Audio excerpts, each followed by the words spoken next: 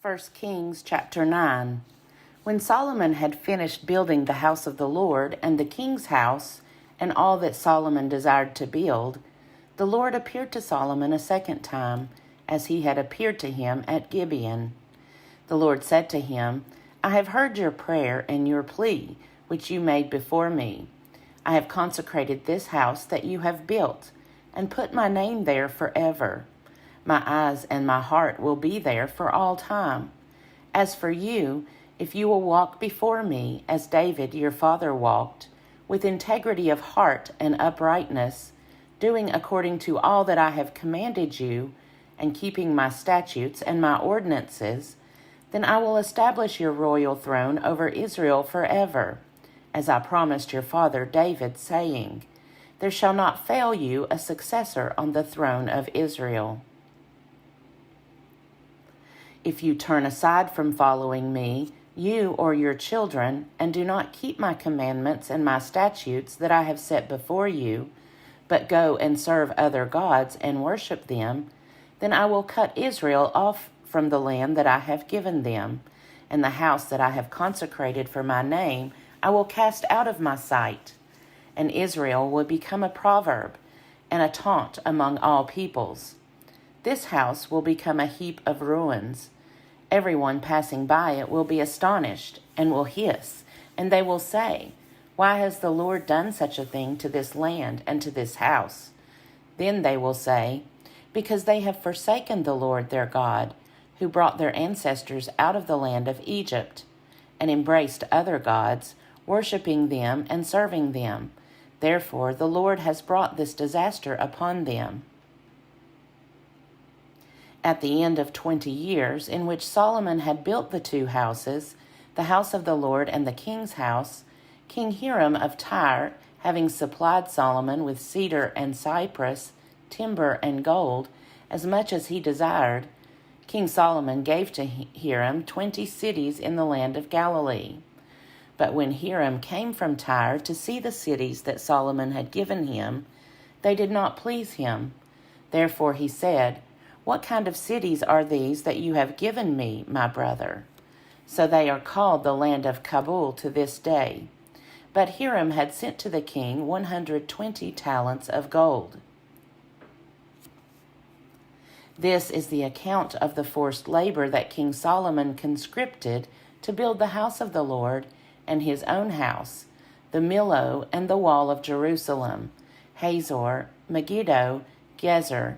Pharaoh, king of Egypt, had gone up and captured Gezer and burned it down, had killed the Canaanites who lived in the city, and had given it as dowry to his daughter, Solomon's wife.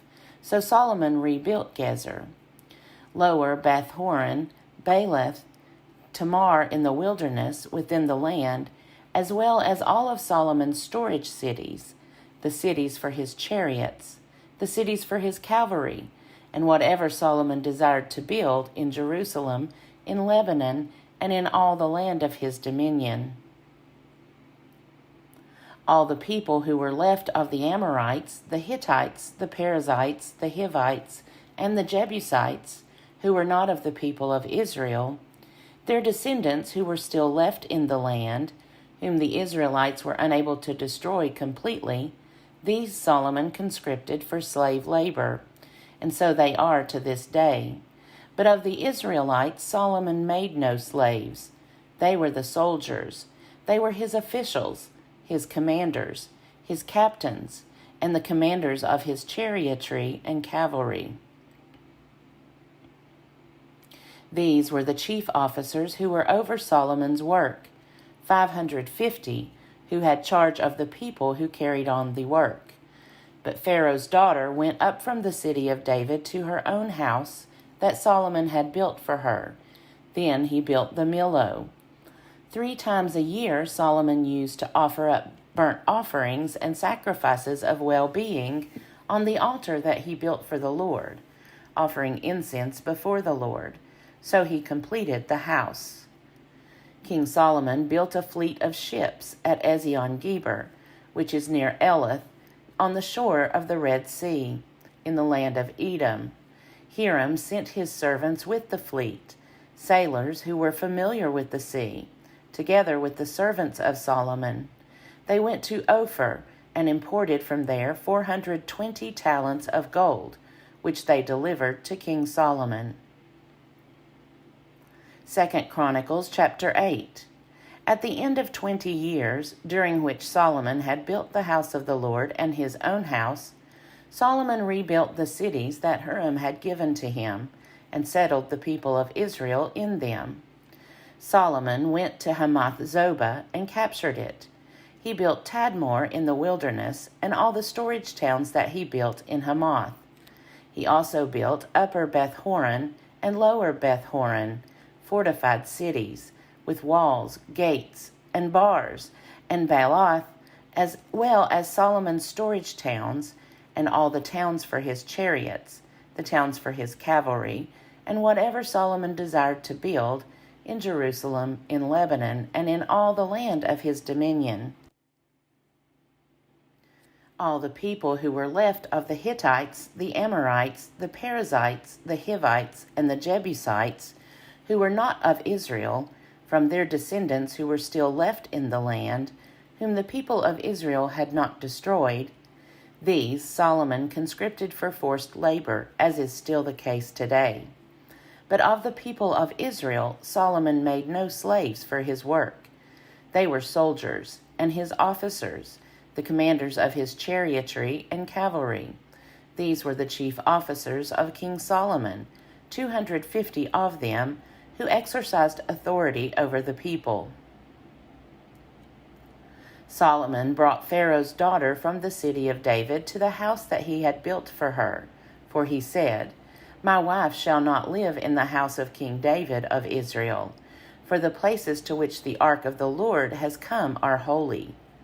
Then Solomon offered up burnt offerings to the Lord on the altar of the Lord that he had built in front of the vestibule, as the duty of each day required, offering according to the commandment of Moses for the Sabbaths, the new moons, and the 3 annual festivals, the festival of unleavened bread, the festival of weeks, and the festival of booths.